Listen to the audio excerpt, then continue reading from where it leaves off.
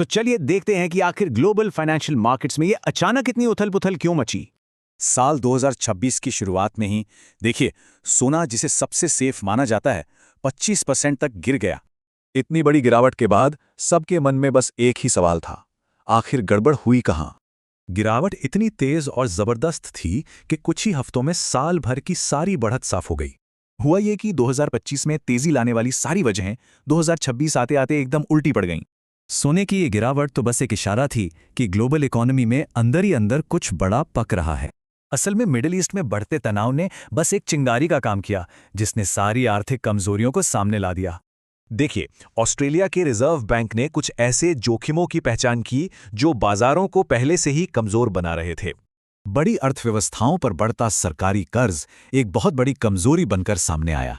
लेकिन बात सिर्फ सरकारी कर्ज की नहीं है, एक और बड़ी चिंता है मार्केट का कुछ ही स्टॉक्स पर टिके होना।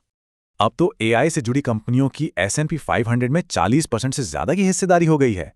अब सोचिए, अगर एआई को लेकर ये उम्मीदें अचानक बदल जाएं तो क्या होगा? ये पूरे सिस्टम के लिए एक बड़ा रिस्क है।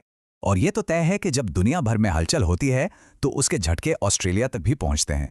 चलिए देखते हैं कि ये असर ऑस्ट्रेलिया पर किन 4 तरीकों से पड़ता है। तो सवाल यह है कि ऑस्ट्रेलिया ऐसे झटकों से निपटने के लिए कितना तैयार है? आरबीआई के मुताबिक सिस्टम काफी मजबूत तो है, लेकिन हाँ, खतरे पहले से ज्यादा बढ़ गए हैं। यहाँ कई चीजें एक तरह से सुरक्षा कवच का काम करती हैं, जो इसे ग्लोबल उथल-पुथल से बचाती हैं। मिसाल के तौर पर सिर्फ 1% से भी कम मॉर्गेज वाले परिवार नेगेटिव इक्विटी में हैं। तो मतलब ये है कि सालों में बनी यही मजबूती अब इस मुश्किल भरे माहौल में एक बड़ा सहारा है।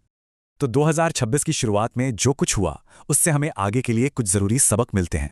और आखिर में ये एक बड़ा सवाल खड़ा करता है, क्या इस नई दुनिया में सिर्फ मजबूत होना ही काफी है?